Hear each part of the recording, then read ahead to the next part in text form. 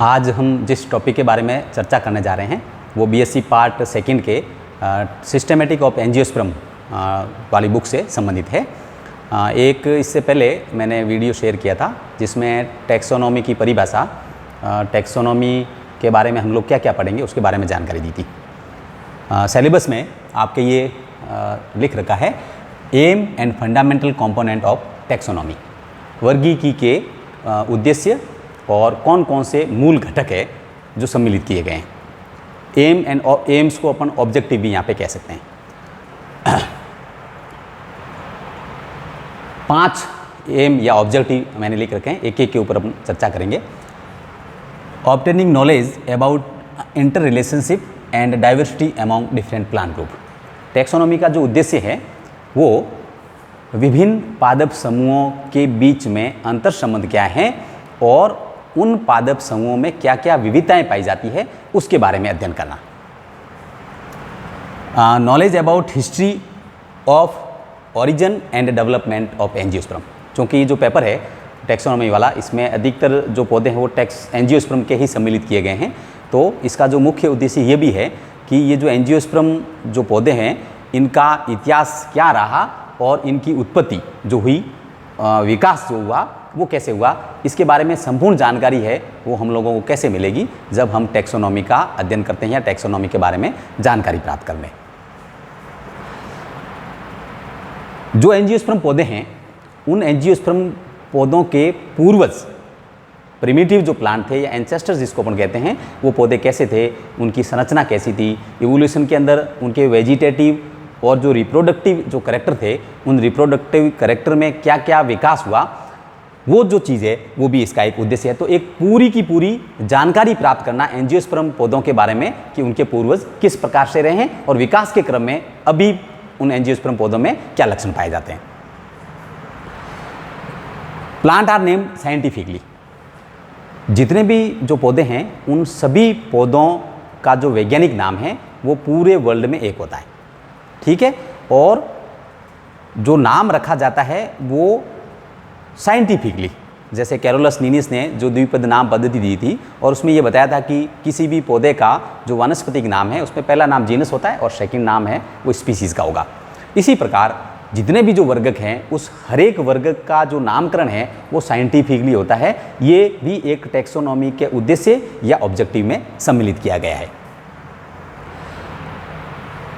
जो plant unknown है या जिनके बारे में हमें जानकारी नहीं है या ऐसे पौधे जिनकी खोज की जा चुकी है, तो टैक्सोनॉमी का एक उद्देश्य ये भी है कि उन पौधों का स्पेसिमेन, जिसको प्लांट स्पेसिमेन हम कहते हैं, हिंदी में उसको बोलते हैं पादप प्रतिरूप। तो प्रिपरेशन ऑफ प्लांट स्पेसिमेन, पादप प्रतिरूप को तैयार करना, ये भी वर्गीकी का एक उद्देश्य है। Formation of artificial keys for particular area.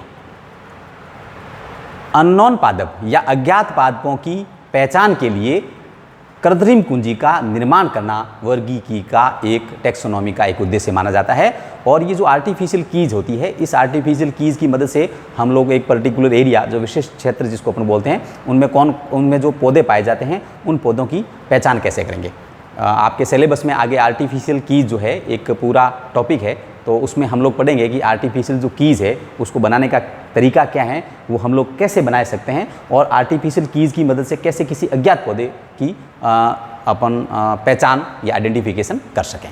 तो एक शॉर्ट क्वेश्चन आ सकता है 2 नंबर का कि प्लांट जो टैक्सोनॉमी है उसके मुख्य उद्देश्य या एम क्या है। तो कुल मिलाकर अपन ये कह सकते हैं कि अंतर संबंधों का पता लगाना, उत्पत्ति जो हुई उनके बारे में, उनके पूर्वज कैसे रहे, उनका विकास किस तरह से हुआ है, ये जो सारी जानकारी है, नामकरण रखना है, पौधे की पहचान आप किस किस तरीके से करोगे, ये सभी जो चीज़ें हैं वो प्लांट टैक्सोनॉमी के उद्देश्य के अंदर या एम के अंदर सम्मिलित रहेगी।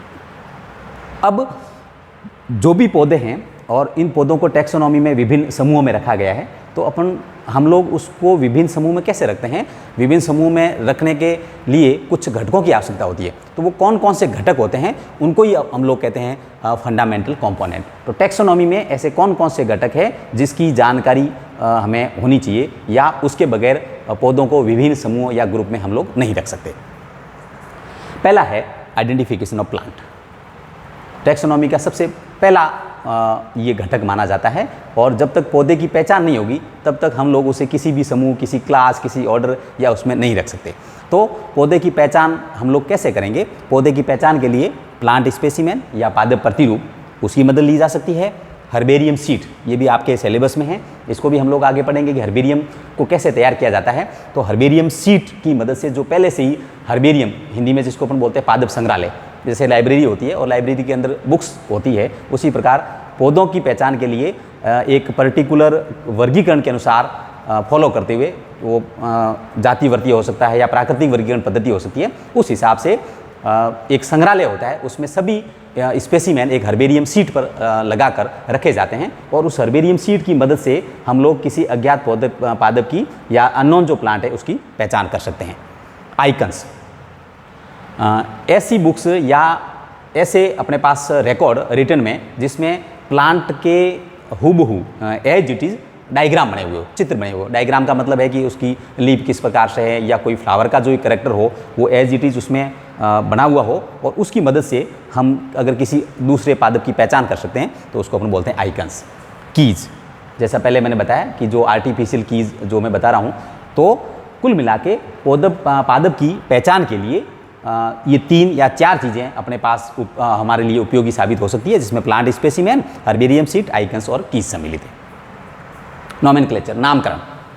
नामकरण जो होगा वो पादप का, जैसा मैंने पहले बताया कि पूरे वर्ल्ड के अंदर किसी एक वर्ग का जो नाम है वो पूरे एक ही नाम से जाना जाएगा, और जो नामकरण रखा जाता है वो वैज्ञानिक पद्धति के हिसाब से रखा जाता है, और इसके लिए एक संस्था बनी हुई है ICBN।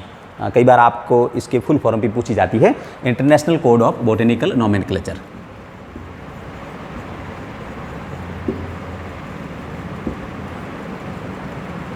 International code of botanical nomenclature. सारे जो नाम होंगे वो नामकरण के जो नियम होंगे उसको फॉलो करते हैं, और ICBN नामकरण रखते समय, ये मैंने हिंदी में लिखा है, सर्वसम्मत, सर्वमान्य और पूर्ण व्यवहारिक नाम होना चाहिए।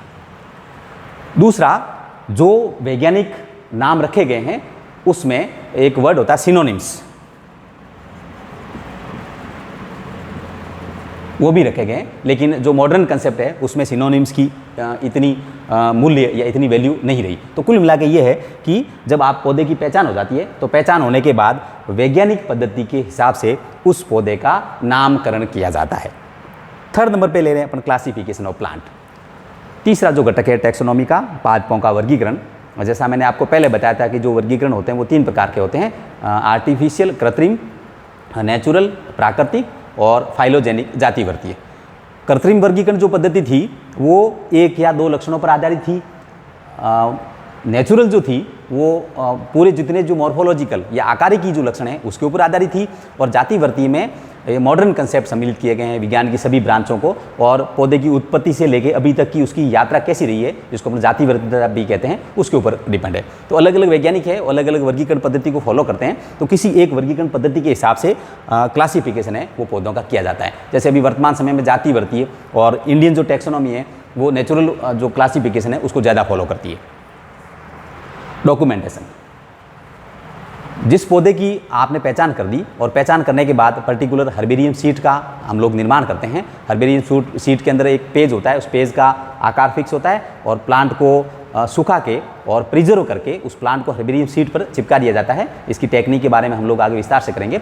और हर्बेरियम सीट के राइट कॉर्नर में, दाहिनी तरफ कॉर्नर के अंदर उस प्लांट से संबंधित सारी की सारी इन्फॉर्मेशन है वो लिखी जाती है। इन्फॉर्मेशन का मतलब है कि उस पौधे का लोकल नाम क्या है, उसका बोटेनिकल नाम, उसकी फैमिली, किस जगह से आपने उसको कलेक्ट किया, कलेक्ट करने की डेट क्या थी, आप एरिया लिख सकते हो, कोई यूजफुल भाग है उसका मतलब इकोनॉमिक इंपॉर्टेंस वो भी लिख सकते हो। तो उस प्लांट से संबंधित संपूर्ण जानकारी लेके हर्बेरियम सीट पे चिपका के उसको प्रिजर्व करके और फिर किसी एक वर्गीकरण पद्धति के अनुसार पादप संग्रहालय के अंदर हम लोग जब जमाते हैं उस चीज़ को अपन बोलते हैं डॉक्यूमेंटेशन। तो टैक्सोनॉमी का 4th जो घटक है वो है डॉक्यूमेंटेशन। डिस्क्रिप्शन ऑफ प्लांट्स, पौधे का वर्णन।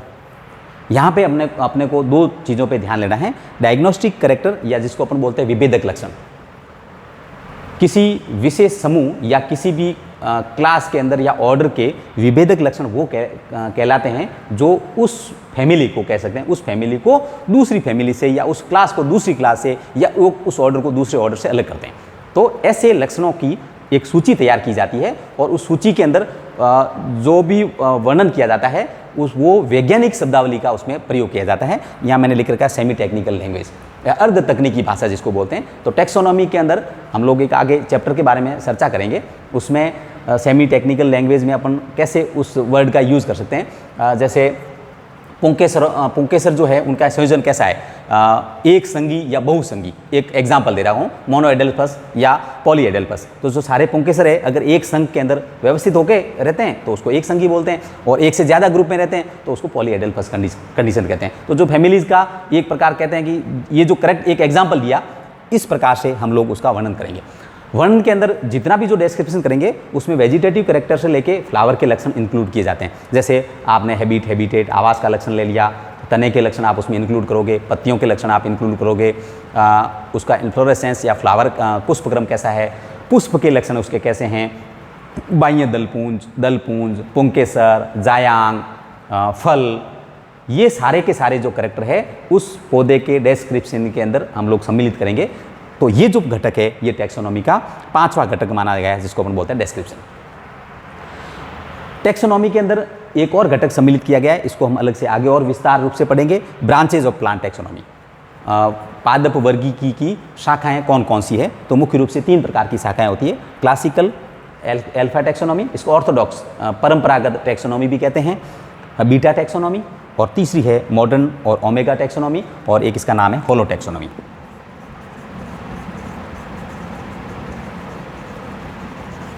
तो ये अलग अलग प्रकार की ब्रांचेस हैं और सिलेबस में आपके ये तीनों मेंशन कर रखी है नाम के हिसाब से।